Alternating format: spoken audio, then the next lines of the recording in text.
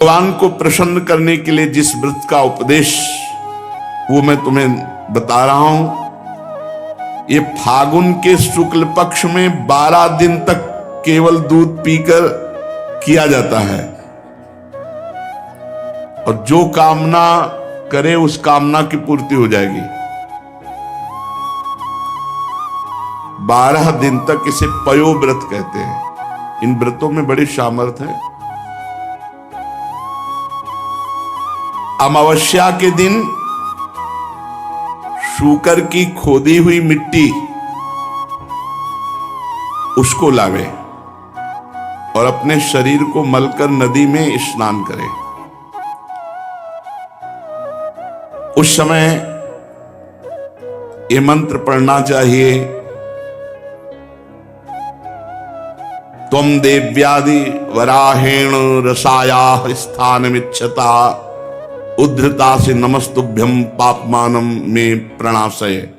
संस्कृत ना आवे तो हिंदी से, हे देवी, प्राणियों की स्थान देने की इच्छा से वाला भगवान ने रसातल से तुम्हारा उद्धार किया था। हे पृथ्वी देवी, तुम्हें नमस्कार है, तुम मेरे पापों को नष्ट कर दो। ऐसा कहते हुए और सुअर की खोदी हुई मिट्टी से पूरे शरीर को मलकर फिर नदी में स्नान करें। इसके बाद अपने नित्य नैमित्तिक नियमों को पूरा करके एकाग्रचित्त से मूर्ति, वेदी, सूर्य, जल, अग्नि और गुरुदेव रूप से भगवान की पूजा करें। फिर प्रार्थना करें, प्रभु आप सर्वशक्तिमान हैं, अंतर्यामी और सबके आराधनीय हैं। समस्त प्राणी आप में और आप समस्त प्राणियों में निवास करते हैं, इसी से आपको वासुदेव कहते हैं। आप समस्त चराचर जगत और उसके कारण के भी साक्षी हैं।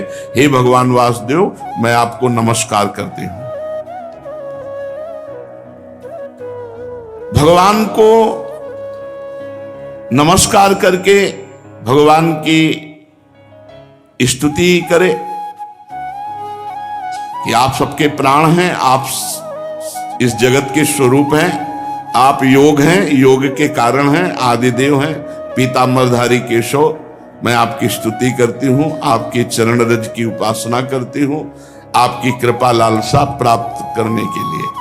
फिर गंध माला आदि से भगवान का पूजन करे और दूध से भगवान की मूर्ति का स्नान करावे। इसके बाद वस्त्र, यज्ञोपवीत, आभूषण, जो व्यवस्था है, द्वादशाक्षर मंत्र से भगवान का पूजन करे और दूध में पकाए हुए घी और गुड़ और साली के चावल से द्वादशाक्षर मंत्र से हवन करे। कुछ नैवेद्य भोग लगावे, सबको बांट दे, जरा सा स्वयं पाले। भगवान को आचमन करावे, फिर तांबूल पान का बीड़ा और 108 बार द्वादशाक्षर मंत्र का जप करे। फिर 4 प्रदक्षिणा दे और भूमि पर लौटकर साष्टांग दंडवत प्रणाम करे। निर्माल्य को सिर पर लगावे और वो जो खीर बनावे तो रोज कम से कम 2 ब्राह्मणों को पवावे, उनको दक्षिणा दे, सत्कार करे। ब्रह्मचर्य से रहे, प्रातः काल स्नान करके दूसरे दिन फिर ऐसी पूजा करे। फिर भगवान को वैसे दुग्ध स्नान, फिर वैसे 2 ब्राह्मणों को। 12 दिन तक ऐसे ही ब्रह्मचर्य रहकर वो स्वयं केवल दूध पिए, पयोव्रत कहते हैं, और भगवान की ऐसे आराधना करे, जो चाहेगा वो प्राप्त हो जाएगा। ये फाल्गुन शुक्ल प्रतिपदा से लेकर त्रयोदशी पर्यंत ब्रह्मचर्य से रहे, भूमि पर शयन करे, 3 समय स्नान करे, झूठ न बोले, पापी आदमी से बात न करे और पाप की बात न करे, और छोटे बड़े सब भोगों का त्याग कर बिल्कुल ऐसे ही रहे जैसे संत। किसी भी प्राणी को कष्ट न पहुंचाए, भगवान की आराधना करे, तो ये बहुत कम समय में 12 दिन में ये पयोव्रत रखने वाला जो कामना करेगा उसकी पूर्ति हो जाएगी। अत्यंत एकाग्रचित होकर के इसकी आराधना करना चाहिए। पयोव्रत इसका नाम पयोव्रत है। ब्रह्मा जी ने मुझे बताया था, मैंने तुम्हें बता दिया। देवी तुम भाग्यवती हो, तुम इसको कर सकती हो। कल्याणी भगवान को संतुष्ट करने वाला ये सर्व पयोव्रत है, जिससे भगवान प्रसन्न होते हैं। परीक्षित अपने पतिदेव महर्षि कश्यप जी का उपदेश प्राप्त करके अदिति ने सावधानी से 12 दिन तक पयोव्रत का अनुष्ठान किया। जे ही पूरा व्रत हुआ तो सामने देखा भगवान प्रकट हो गए।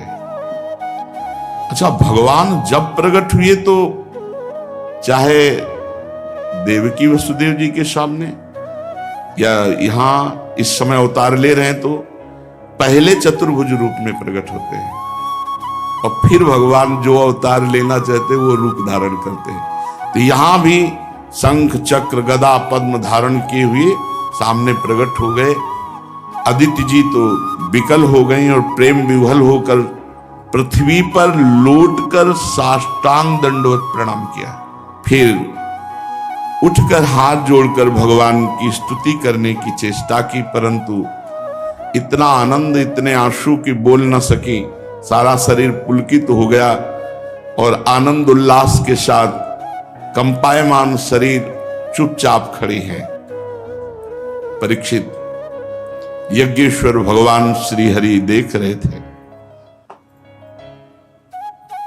माता अदिति धीरे धीरे साहस करती कि भगवान का कुछ स्तवन करें, पर स्थिति इतनी प्रेम विकल है।